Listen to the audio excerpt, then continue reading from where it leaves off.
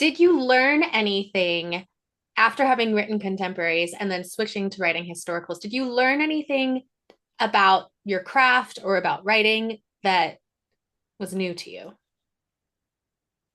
Or did you This, learn anything interesting historically that you want to share?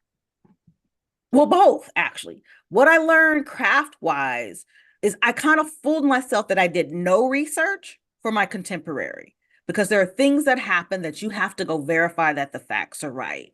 So, like for instance, my quarterback Casanova, which is a football book.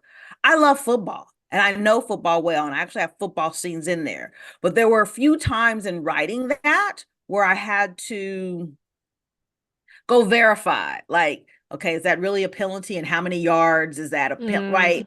And so, because it's contemporary, I think we take it for granted.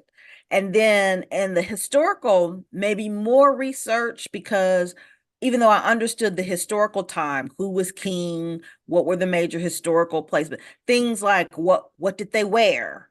I wanted to throw in a few words that were in Gaelic or Gaelic.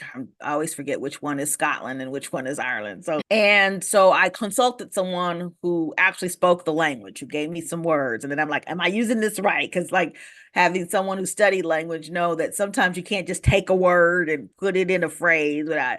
So if there are mistakes, those are mine, not the person I consulted. And so there was a more in-depth, and I think we worry as historical writers of getting something basic wrong. Like there's room for stretching history a little bit to make the story better, but basic things like calling something by the wrong word, like, mm, right? Calling something by something that was invented 100 years later, or right? Like, right. yeah. So I had to learn to balance taking the right amount of time to research it well enough to tell the story and going down a rabbit hole and staying lost for 2 weeks and not getting the next section of the book read. Right. Because once you start researching what underwear do they wear, you go Yes. down, you can Oh really go my God. places. Yeah. It was, oh my God. And it was a learning curve because then I'd get with my writer or my critique writer and they'd be like, you ain't finished that scene yet. You were working on that 2 weeks ago, and then I'm going, well, because I was looking up and like, Lisa, stop it. Go write the book. Right. So that was the learning curve for me. Hmm. Now, history wise, what really came up for me that was interesting was the connection pirates had to adding enslaved Africans to the Scottish mainland. Because I put a little bit of this history, but the book is not really about slavery. It's just that during this time period, slavery was still valid. And Scotland, like a lot of European countries, had Caribbean plantations and Caribbean places where they raised staples. Sometimes those enslaved peoples were brought to the mainland, but a lot of times they were in the Caribbean. But learning that there were pirates who would basically capture enslaved slavers, which are just slave ships, and they would take not just the money and the loot and the whatever, they would actually take the Africans and sell them too.